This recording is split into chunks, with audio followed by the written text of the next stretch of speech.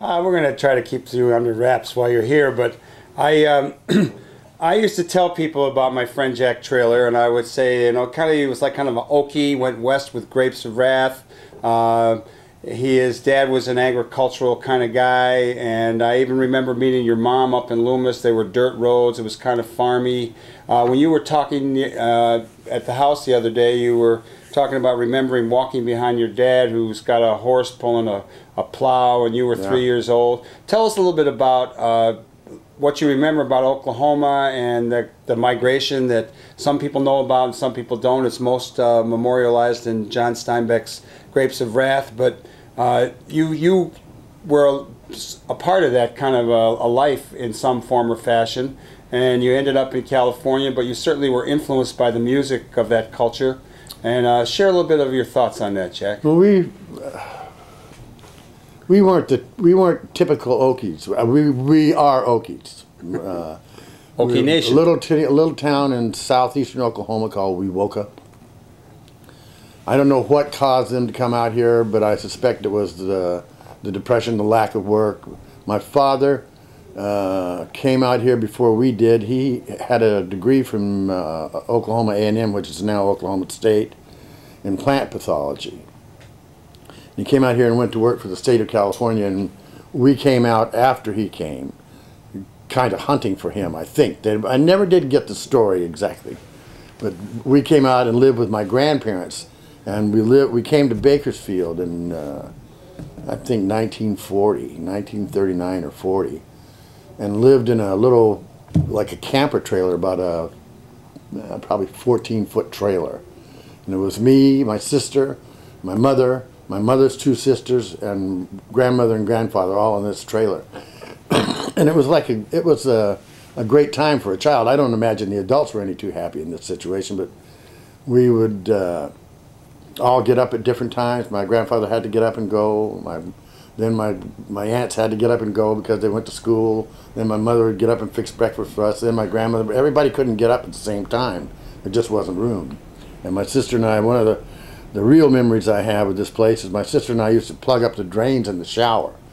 And if you know Bakersfield, California, if there's ever any place in the world that you need a swimming pool, it's Bakersfield. Well, my sister and I would plug these drains up and fill the shower floor up with water and had our own little swimming pool. I do remember walking behind my father with him with a horse plowing up gardens.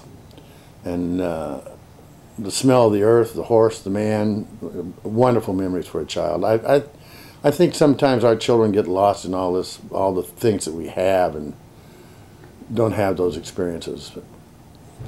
When did you first start to play music? What are your earliest memories of music, and when did you pick up a guitar? I hate to admit this, but I started playing when I was about 7, and I really don't play very well to have been around a guitar that much. But I had long periods where I didn't play. And I walked into one of my cousin's house, and she was sitting on the couch with a guitar, and I didn't give my father a moment's rest from about 2 years trying to get my hands on one of those things. I didn't know how to play it. I didn't know. I just wanted it. I wanted it bad. And finally, he got me this old guitar and hired some guy to give me a couple of lessons. But the guy drank, and my father's family, none of them ever drank. This guy came to my second lesson with beer on his breath, and my father fired him. That was the end of my lessons.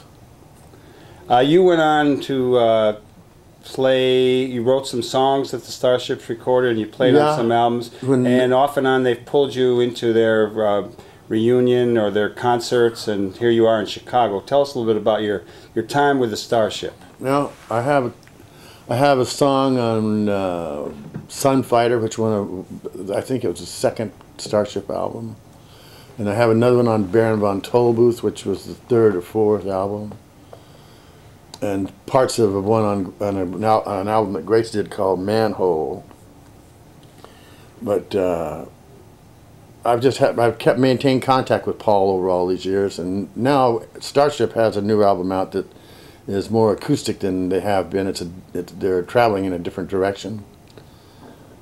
And Paul called me, and I have a song on this album too, and asked me if I'd like to do some shows with him. And I said, retired now, so I have the time. I said, certainly, I would love to. So here I am in Chicago.